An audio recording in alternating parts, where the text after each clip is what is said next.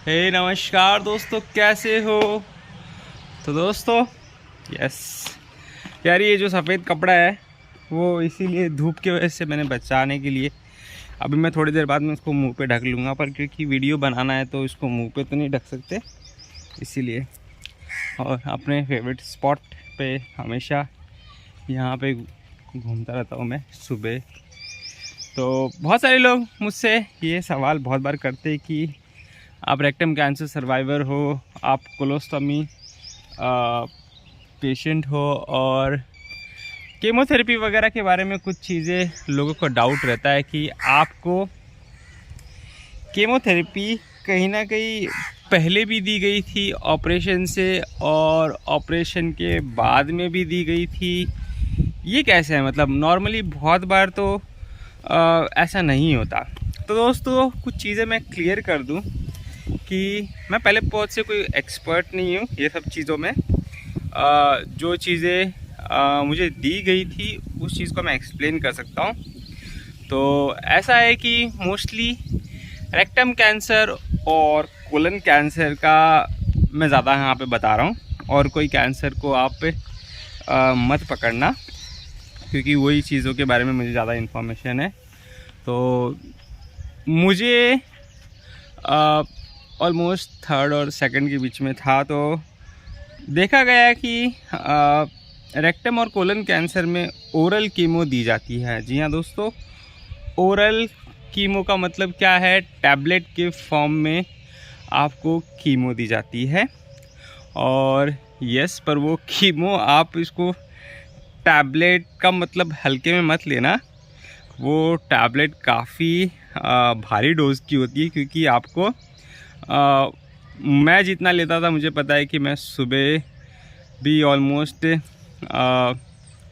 मतलब कुल मिला के 3 टैबलेट लेता था सुबह, और शाम को भी 3 टैबलेट लेता था, और हर एक टैबलेट 500 mg की थी। तो आप समझ सकते हो, बहुत मतलब ऑलमोस्ट वैसा ही काम करती है जैसे आपके जो नॉर्मल जो आईवी के थ्रू कीमो दी जाती है ना, वैसे ही।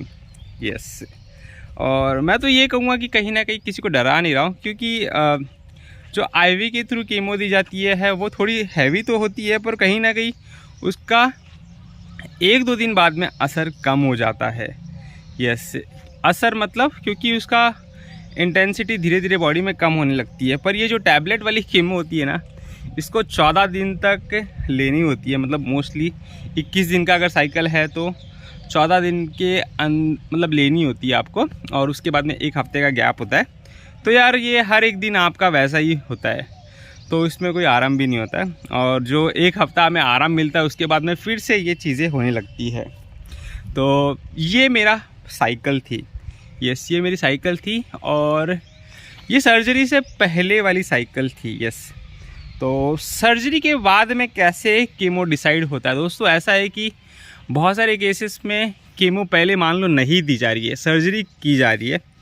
तो उसमें क्या होता है कि डॉक्टर ये डिसाइड करते हैं कि जब उन्होंने ऑपरेशन किया, वो जो पार्ट है उसमें उन्होंने पार्ट निकाला। अब उसमें कितना वो गांठ थी, क्या थी, कितना इंटेंसिटी से कैंसर था, उसके बेसिस पे वो डिसाइड करते हैं कि वो पूरे शरीर को प्रोटेक्ट करने के लिए आगे फ्यूचर के लिए हमें कितना कीमोथेरेपी डोज और देना है उनको।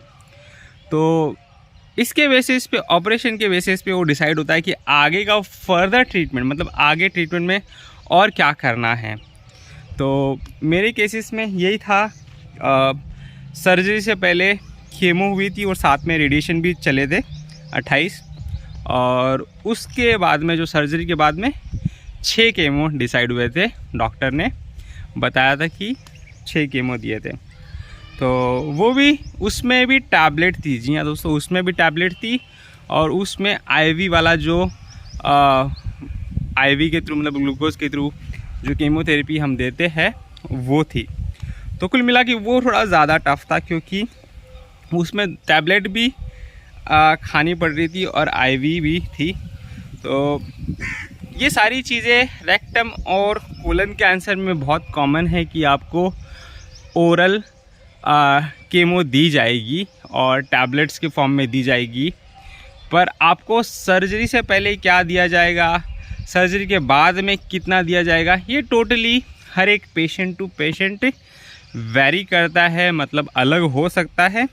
तो इसके लिए कोई जनरल आंसर नहीं है। जो चीज़ मेरे साथ में हुई उसको मैं एक्सप्लेन कर सकता हूँ, आपके साथ में क्या होगी और आपका बॉडी का स्टेट क्या है वो आपको डॉक्टर के पूछना पड़ेगा और डॉक्टर ही डिसीजन लेंगे कि ट्रीटमेंट में क्या करना चाहिए।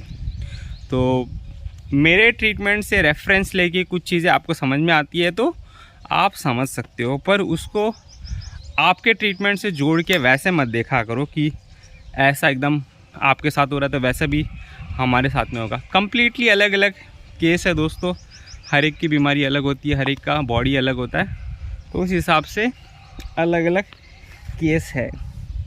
तो यही मकसद रहता है आपको इन्फॉर्मेशन दूँ कैंसर के ऊपर, कोलोस्टॉमी के ऊपर और ये सारी ट्रीटमेंट में कहीं ना कहीं, ताकि लोगों की कुछ हद तक हेल्प हो सके। क्योंकि जो चीज़ मुझे समझ में आई है ये सब चीज़ें करने के बाद में, तो इससे अगर थोड़ा सा भी हेल्प किसी को होता है, और अगर आज की डेट में यूट्यूब के माध्यम से अगर हम किसी की कुछ चीज़ें हेल्प कर सकते हैं घर पे बैठे बैठे, तो यार इसमें बुराई क्या है?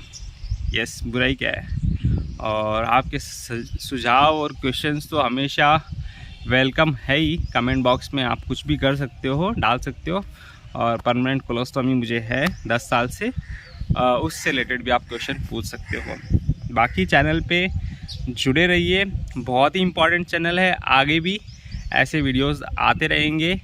तो अभी के लिए फ़िलहाल इतना ही, और देख सकते हो नज़ारा, और चैनल से जुड़े रहिए। ठीक है, मिलते हैं अगले वीडियो में, तब तक take care and good bye.